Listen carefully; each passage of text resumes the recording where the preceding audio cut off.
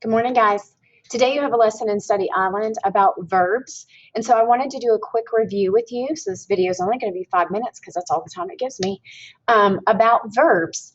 I'm pretty certain that you're familiar with verbs, present tense and past tense, maybe some irregulars, but I just wanted to review with you right quickly. So if we are talking about regular verbs, such as the ones over here in this column, and I want to talk about present tense, meaning that they're happening now, I have to add something to the end of my verb.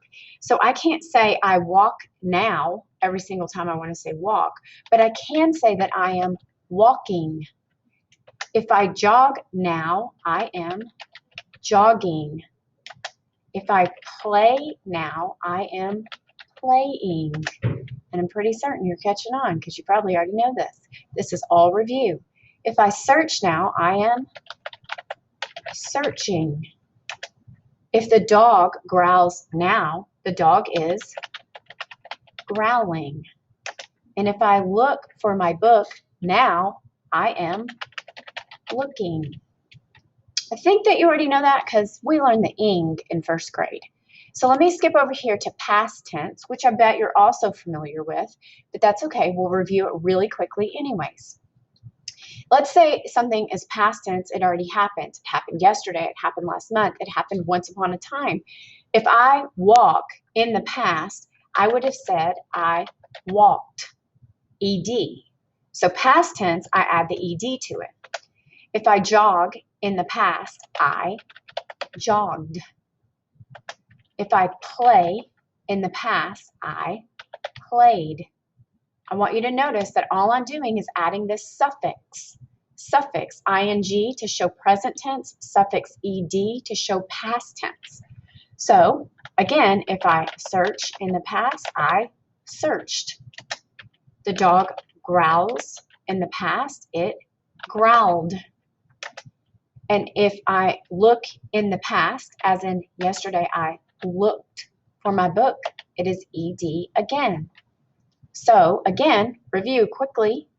Ing present tense on a verb, ed past tense on a verb to show it has already happened. Then you get down here to these tricky irregular verbs. Irregular verbs mean that you can't just add ing or ed. Irregular verbs totally change. They turn into whole new words when you talk about past tense. So I wouldn't say that yesterday I go to the cafeteria. I would say yesterday I, yesterday I went to the cafeteria. I wouldn't say that yesterday I do my work. I would say that yesterday I did my work. I wouldn't say that the birds fly yesterday. I would say the birds flew. I gave that one away. And if I would talk about how much you grow this year, I would have said that you grew this year. If I talk about the fact that I ride the bus in the morning, I would say I rode the bus in the morning. And then if I want to talk about the fact that I see something yesterday, I wouldn't say see, I would say I saw it yesterday. There's several other irregular verbs, but I think that you'll catch them when you see them in the lesson today. So I only have 5 minutes because my time runs out. Let me go on to the last set. What I want you to notice is sometimes you have to add past tense with have, has, or had. And when you do that, again, it changes the word. So I don't say I have go to the cafeteria. I wouldn't say that. I would say I have gone to the cafeteria. I wouldn't say I has did my homework. I would say, actually I wouldn't say has at all. I would say I have, there's my time, I have done my homework. I wouldn't say that I had flew. I would say I had flown on an airplane.